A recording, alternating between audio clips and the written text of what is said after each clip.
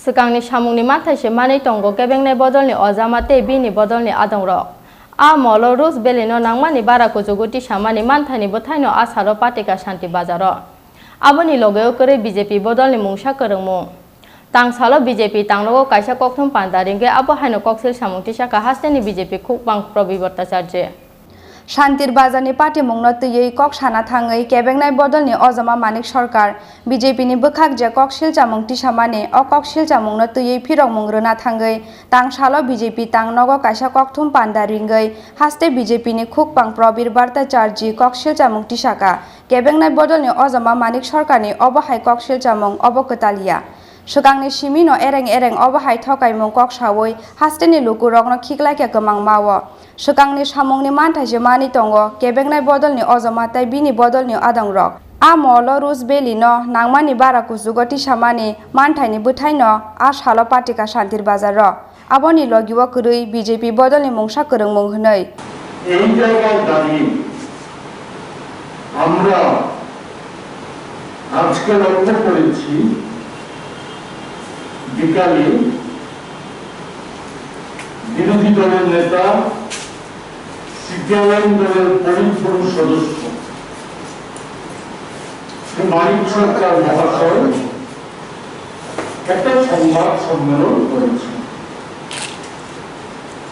সেখানে উনি আজকে শান্তির বাজারে ওনাদের সফর নিয়ে যে ঘটনা সংঘটিত হয়েছে মূলত সেই বিষয়ে উনি বলতে গিয়ে অনেক বিষয় সেখানে উত্থাপন করেছেন যেগুলি কোনোটাই বলা যায় নতুন নয় সবকিছুই উনি আগেও একাধিকবার উনি এবং ওনার দল এই বিষয়গুলি উত্থাপন করে রাজ্যবাসীকে বিভ্রান্ত করার চেষ্টা করে আসছে আমরা যতটা খবর সংগ্রহ করতে পেরেছি আজকের ঘটনার পরিপ্রেক্ষিতে যতটা খবর সংগ্রহ করতে পেরেছি সে হচ্ছে আজ সকালে মানিকবাবু বাদল চৌধুরী সুমন দাস নারায়ণ কর সহ আরো যারা দক্ষিণ জেলার নেতৃত্ব সিপিআইএম দলের নেতৃত্ব ওনারা শান্তির বাজারে জড়ো করেছে কারণটা আমাদের কাছে এখনো অস্পষ্ট অজানা আগেও জানা ছিল না এমনকি বিজেপির স্থানীয় কার্যকর্তাদের সাথে আমরা পরবর্তী সময়ে এই ঘটনার পর আমরা যোগাযোগ করে আমরা যা জানতে পেরেছি যে ওনারাও পূর্ব থেকে ওনাদের মানিকবাবুরা যে যাবেন সেই সম্পর্কিত বিষয়ে কোনো কিছু অবহিত নন ওনারা কোনো কিছু জানেন এই জায়গায় দাঁড়িয়ে আজকের ঘটনা নিয়ে উনি বিজেপি দলকে দোষারোপ করার চেষ্টা করেছে অথচ প্রকৃত ঘটনা কি আমরা খবরাখবর নিয়ে যা জেনেছি সে হচ্ছে মানিকবাবুরা ওনাদের কৃতকর্মের যে ফল সেই ফলেই ভোগ করছে আমরা ওই দিনই আশঙ্কা প্রকাশ করেছিলাম যেদিন মানিকবাবু রুজভেলি চিটফান্ড সংস্থা রুজভেলি তার কর্মকর্তাকে পাশে নিয়ে রুজভেলির পার্ক উদ্বোধনী সভায় মানিকবাবু সেখানে রুজভেলিকে দরাজ সার্টিফিকেট দিয়েছে বলেছিলেন কালো ব্যবসায়ী বিশাল অঙ্কের টার্নওভার নিরাপদে মানুষ তাদের সাথে কাজে অংশগ্রহণ করতে পারে আরো নানা কথা মানিকবাবু বলে ত্রিপুরাবাসীকে সেই সময়কার মতো উৎসাহিত করার চেষ্টা করি আমরা তখনকার এই রাজ্যের বিরোধী দলগুলি সকলে আমরা বলেছিলাম এই ভয়ঙ্কর কথা রুজভেলি চিটফান্ড এ সকলেই অবগত আছে, কিন্তু মানিকবাবুরা স্বীকার করতে চান। রুজভেলিকে যেভাবে উৎসাহিত করা হয়েছে রুজভেলি সম্পর্কিত বিষয় মানুষকে, এর ফল বিষময় হতে পারে। এরা প্রতারণা করতে পারে। তাই দেখলাম আমরা ঠিক হয়ে গেল, কয়েক বছরের মধ্যেই তা ঠিক হয়ে গেল যে রুজভেলির প্রতারক সংস্থা তারা শত শত কোটি টাকা এই রাজ্যে সাধারণ মধ্যবিত্ত, নিম্নবিত্ত, গরিব অংশের মানুষের সাথে প্রতারণা করে তারা লুট করে নিয়ে সেই সরকারের সহায়তা। আজকে এই সমস্ত ঘটনারই প্রতিফলন ঘটতে শুরু করেছে। শান্তির বাজারের ঘটনা অন্য কোনো বিষয়ই একসাথে যুক্ত নয়, বিজেপি দল তো নয়, অন্য কোনো বিষয় একসাথে যুক্ত নয়, যুক্ত হচ্ছে মানুষের জনরোষ। মানুষ কালো পতাকা নিয়ে সেখানে রুজভেলির টাকা ফেরত চাইতে গিয়েছে, অন্য কোনো বিষয়। সেই জায়গায় দাঁড়িয়ে আমরা দেখলাম আজকে পুলিশ, সেখানকার যে স্থানীয় পুলিশ, তারা যথাযোগ্য ব্যবস্থা গ্রহণ করেছে পরিস্থিতিকে নিয়ন্ত্রণে আনার জন্য। তারা একটা সর্বাত্মক প্রয়াস নিয়েছে, নিরপেক্ষ প্রয়াস নিয়েছে।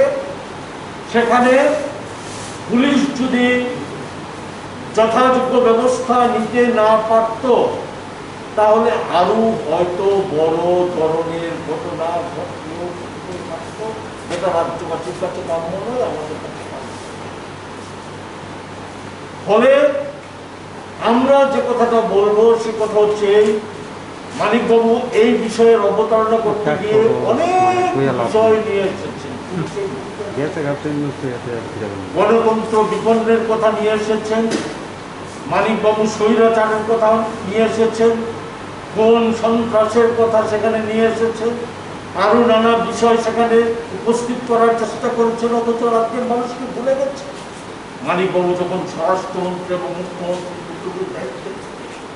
তখন এই রাজ্যের পরিস্থিতি কি ছিল, কিভাবে নির্বিচারে খুন হয়েছে, মন্ত্রী খুন হয়ে গেছে, বিচার হয়নি, এসডিএম নিজ কক্ষে খুন হয়ে গেছে, শাসক দলের এমএলএ সহ বিরোধী দলের এমএলএ অনেকেই খুন হয়ে গেছে, মানুষ নির্বিচারে, রাজনৈতিক দলের কর্মীরা নির্বিচারে খুন হয়েছে, লুটপাট হয়েছে, বাড়িঘর লুটপাট করে সর্বশান্ত করে দিয়েছে, কত ঘটনা, কত হচ্ছে। ওই সমস্ত কিছুকে ভুলে গেছেন, সাংবাদিকরা খুন হয়েছে। ফলে সেই জায়গায় দাঁড়িয়ে এগুলি মানিকবাবুর মুখে মানায় না। কোন সন্ত্রাসের কথা, গণতন্ত্রের বিপন্নের কথা, কোন গণতন্ত্রটা ছিল বিপন্নের কথা মানায়।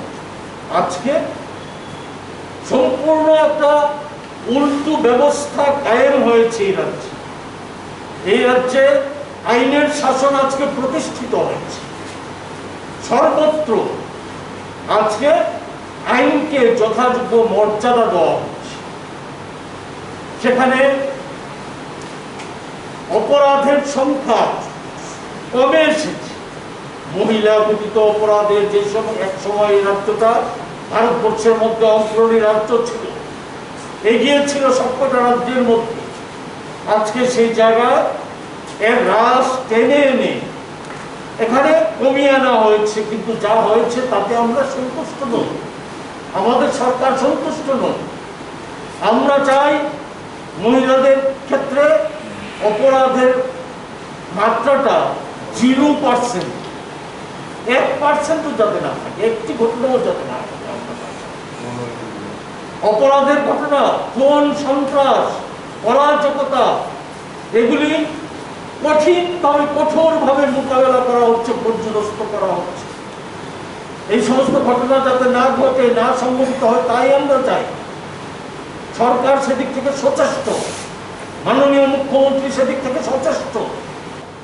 রাজ্যবাসী মেনে নেবে, মেনে নিতে ওরা বলেছে একটা হাস্যস্পদ কথা বলেছে, আমরা নাকি বিজেপি নাকি সিপিআইএম এর আতঙ্কে এডিসি নির্বাচনের ফলাফল এবং 5 রাজ্যের নির্বাচনী ফলাফল। এডিসি নির্বাচনের ফলাফল কি সকলেই তো জানেন, আমরা 11টা আসনে 9টা আসন আমরা জয়ী হয়েছি। আমরা ফলাফলকে মেনে নিয়েছি। আমরা বলেছি, আমাদের সরকার বলেছে, আমাদের দল বলেছে, আমরা সর্বত সহায়তা করবো এডিসি উন্নয়নমূলক কর্মকাণ্ডে। সরকার সহায়তা করবে, সাহায্যের হাত বাড়িয়ে দিয়েছে। 5 রাজ্যের ফলাফল, 5 রাজ্যেই তো আমাদের ভোট 16 সালের নির্বাচনের তুলনায়, তার আগের নির্বাচনের তুলনায় অনেকাংশে বেড়েছে। পশ্চিমবাংলায় 3টা আসন ছিল, আমরা সেই জায়গায় 77-এ পৌঁছে গেছি। সেই জায়গায় দাঁড়িয়ে অথচ সিপিআইএম এর অবস্থা কি? এডিসি নির্বাচনে 0, পশ্চিমবাংলার নির্বাচনে 0। ফলে তাদেরকে দেখে, তাদের কার্যকলাপ দেখে আমাদের আতঙ্কিত হওয়ার কি আছে? সিপিআইএম তো শেষ হয়ে যাবে, গোটা দেশে একটা কাগজে সংগঠনে পরিণত হচ্ছে।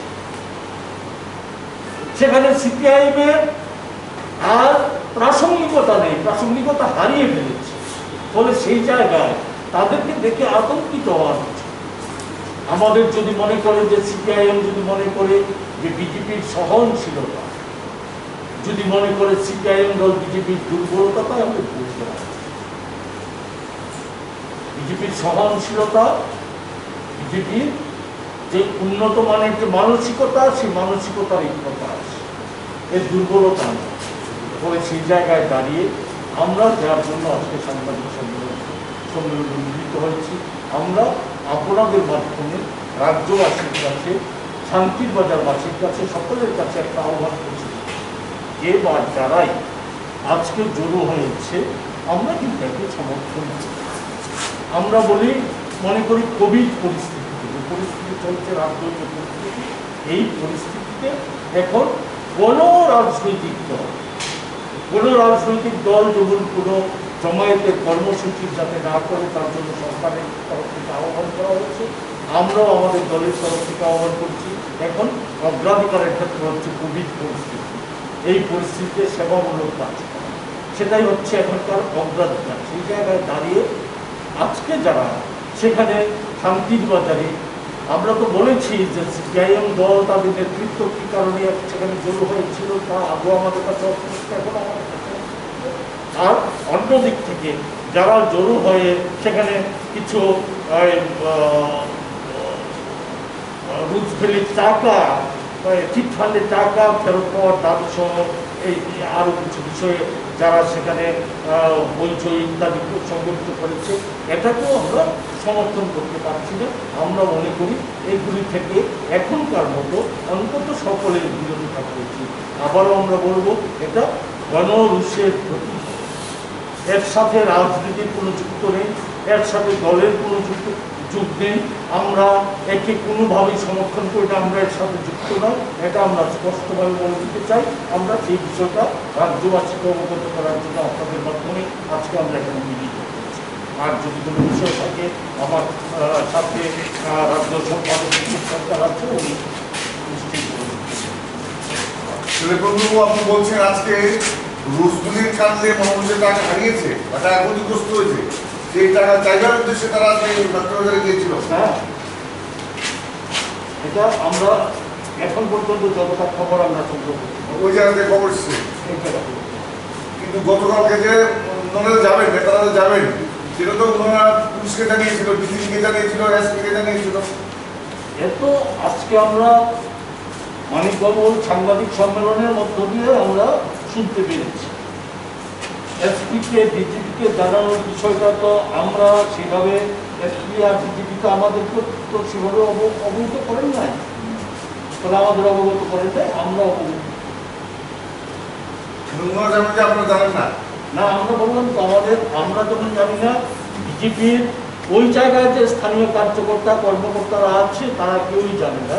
ঠিক না, ওরা আপনাদের পার্টির নেতাদের নাও জানাতে পারে। তারা যারা গেছে, যারা গেছে মানিকগঞ্জ, হ্যাঁ, ওরা তো আপনাদের কর্মকর্তা বলছি না আমাদের জানাতে হবে, আমরা তো দাবি করছি না আমাদের জানাতে, আমরা বলছি আমরা জানি। আপনারা জানেন না সেটার জন্য, কিন্তু ওরা তো পুলিশকে প্রশাসনকে জানিয়েছিল। সেটা তো আমরা বললাম, এটা মানিকবাবু আজকে যে প্রেস কনফারেন্স করেছে সেখানে অবগত হয়েছি। আমরা তো সেই জায়গা থেকে যে খবর আমরা পেয়েছি বা মানিকবাবু যা বলেছেন, স্থানীয় পুলিশ তো যথোপযুক্ত ব্যবস্থা গ্রহণ করেছে। পুলিশ তো রেস্কিউ করে তাদেরকে সেখান থেকে নিয়ে এসেছে। পুলিশ শান্তিবাজার থানার ওসি ছিল সামনে। আরে শান্তিবাজার থানার ওসি কি আর পুলিশ না? কোনো জেলার পুলিশ মানে শীর্ষস্থানীয় কোনো পুলিশ অফিসার, জেলার কোনো পুলিশ অফিসার ছিল না। সেটা তো এটা আভ্যন্তরীণ চক্রান্ত নয়। না না, সেটা পুলিশ প্রশাসন বলতে পারবে, কিন্তু পুলিশ শান্তিবাজারের যে পুলিশ অফিসার উনিও পুলিশেরই অংশ। এটা কি পরিকল্পিত চক্রান্ত? কোনো প্রশ্ন উঠে না, পরিকল্পিত চক্রান্ত হবে কেন? পরিকল্পিত চক্রান্ত হওয়ার কোনো কারণ নেই। আপনাদের কি কারণ, আপনার কি কারণ রবিবার টাকার জন্য মানুষ? হ্যাঁ, রুটবেলির টাকার জন্য আরো নানা কারণে মানুষের খুব কিন্তু হয়ে গেছে না। মানিকবাবু ওনার শাসনকালে মানুষের সাথে প্রতারণা সহ নানা ঘটনা সংঘটিত করতে কিন্তু বিগত বিধানসভা মাস মাসে অধিবেশন দেবো, বিধানসভা অধিবেশন বাতিল অধিবেশন, সেখানে বারবার বিরোধী দলের নেতারা বলেছিল যে আমরা আমাদের এলাকায় যেতে পারছি না, আমাদের এলাকায় গেলে আমাদের উপর হামলা হচ্ছে, এই বিষয় হচ্ছে। মুখ্যমন্ত্রী নিজে কথা দিয়েছিলেন যে আপনাদের এইসব বিষয়টা দেখা হবে এবং আর এই ধরনের কোনো ঘটনা না ঘটে এটা দেখবেন, এবং এই ঘটনা এইসব ঘটনা নিন্দা জানিয়েছিলেন। আমরা তো আজও তো আমরা এখান থেকে তো আমরা নিন্দা জানিয়েছি, আমরা তো ঘটনার সমর্থন করছি, আমরা ঘটনার নিন্দা জানিয়েছি। আমরা বলছি আমরা অবগত নই, আমাদের কার্যকর্তারা অবগত নই, আমাদের কেউ যুক্ত নয়। রাজাখর আগলিনি সিমে প্রণমনি কক্তুম চিনি খরাং।